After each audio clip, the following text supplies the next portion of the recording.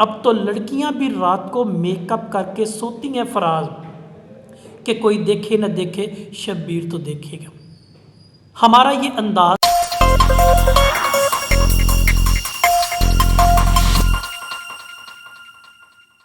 میں بیان کیا ہے اور وہ لکھتا ہے کہ رسم جفا کامیاب دیکھیے کب تک رہے، رسم جفا کامیاب دیکھیے کب تک رہے، حب وطن مست خواب دیکھیے کب تک رہے۔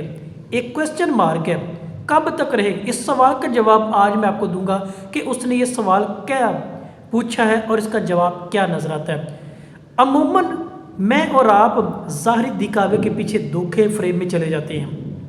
جب اس بات کا اندازہ ہم کرتے ہیں تو ہمیں بے شمار انداز میں اس طرح کے روپ ملتے ہیں جو بیوٹی پارلر، ظاہری دکھاوے، ڈبل فیس پالیسی کے انداز اسلوب اپناتے ہوئے میرے اور آپ کے گرد چوگرد گھومتے نظر آتے ہیں۔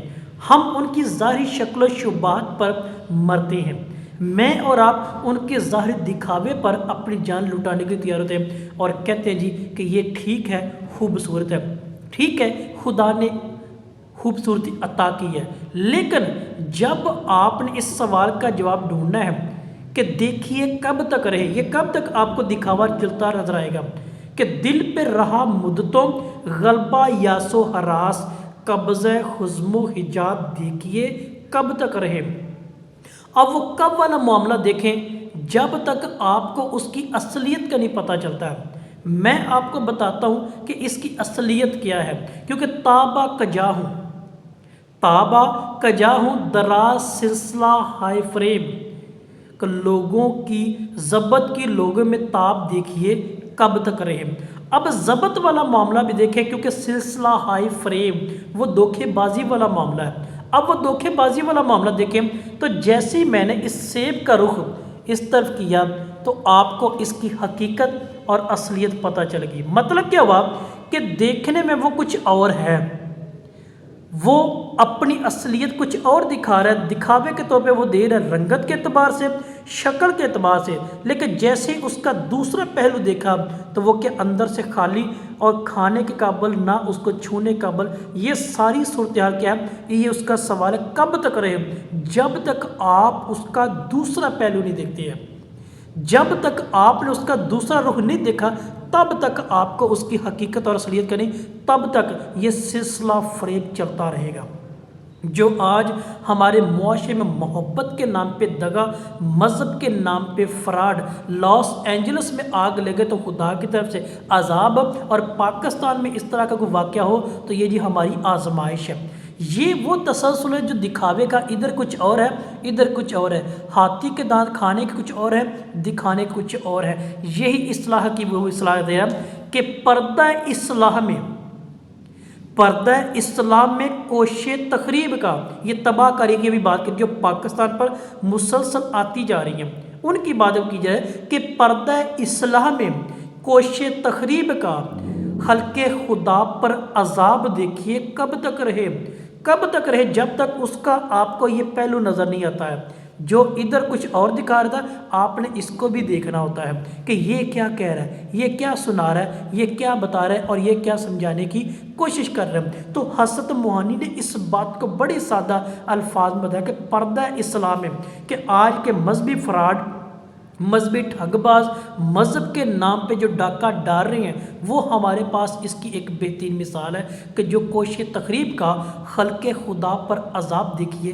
کب تک رہے، حسرت آزاد پر جور غلامان وقت از راہ بغض و عتاب دیکھیے کب تک رہے۔ یہ کب تک رہے گا؟ جب تک آپ کو اس کا یہ دوسرا چہرہ نظر نہیں، تو وہ مکروہ چہرہ جو آج بڑے بڑے لبادے اوڑھ کر اندر یہ چیز نظر آ رہی ہے جس کا ناقابل بیان تصور ہے۔ اگرچہ یہ ایک پھل ہے لیکن یہ علامت اضافیت ہے ان کے لیے جو مذہب سیاست کے نام پر فراڈ رہی ہے، جو نون لیگ یا نااہل لیگ کے معنی میں بھی نظر آتی ہے۔ یہ وہی ہے جو کتے کو ایک کاف لگ رہی ہے اور ان کلرکوں کو دو کافی لگی ہیں۔ یہ وہی ہے کہ جاہر کو تو ایک جیم لگی ہے پر ان ججوں کو دو جیمیں لگی ہیں جو اس روپ میں میرے اور آپ کے پاس موجود نظر آتی ہیں۔ اسی چیز کو میں اگر اقبال کے نقطہ نظر سے بیان کر دوں تو اقبال نے اس کو بال جبریل میں بیان کیا ہے۔ وہ کیا لکھتا ہے؟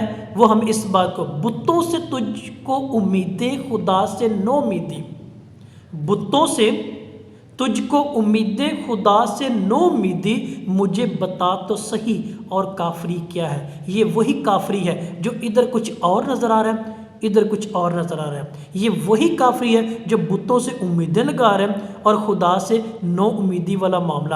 یہی وہ عذاب ہے کہ حسرت آزاد جور غلامان وقت، پردہ اسلام میں کوشش تخریب کا، خلق خدا پر عذاب دیکھیے کب تک رہے۔ تو یہ ایک وہ مثال ہے، ہر اس کردار کی عکاسی کر رہا ہے جو آج میرے اور آپ کے گرد چوگرد وہ روپ لیے بیٹھے جو ظاہر پر نظر آ رہا ہے۔ اب اس حوالے سے بھی دیکھیں تو یہ منظر نظر آ رہا ہے کہ اب تو لڑکیاں بھی رات کو میک اپ کر کے سوتی ہیں فراز، کہ کوئی دیکھے نہ دیکھے شبیر تو دیکھے گا۔ ہمارا یہ انداز دو نمبری والا، ہمارا یہ انداز ادھر کلمے کے نام پر قسمیں کھائی جا رہی ہیں، ادھر دو نمبر چیز بیچی جا رہی۔ ہمارے دکانوں کے نام وہ مذہبی ہوتے ہیں پر ہر دو نمبر چیز وہاں پہ بیچی جا رہی تھی۔ یعنی مذہب کے نام پر فراڈ کا دار و مدار اس انداز میں آج موجود ہے۔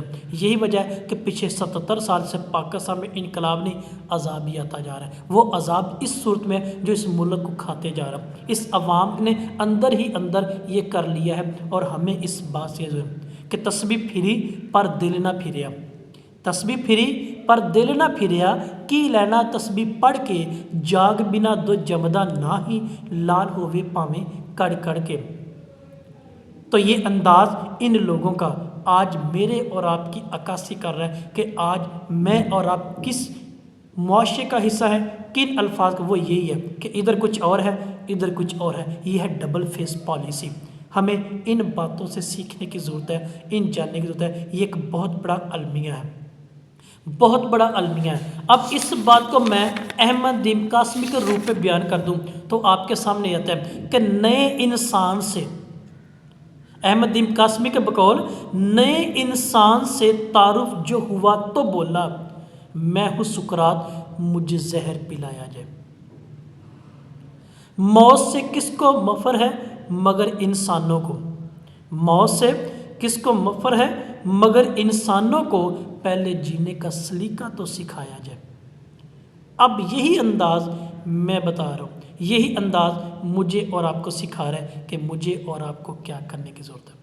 اس بات کو سوچیے گا، اپنی رائے سے آگاہ ضرور کیجیے گا۔ آپ سب کا بہت شکریہ۔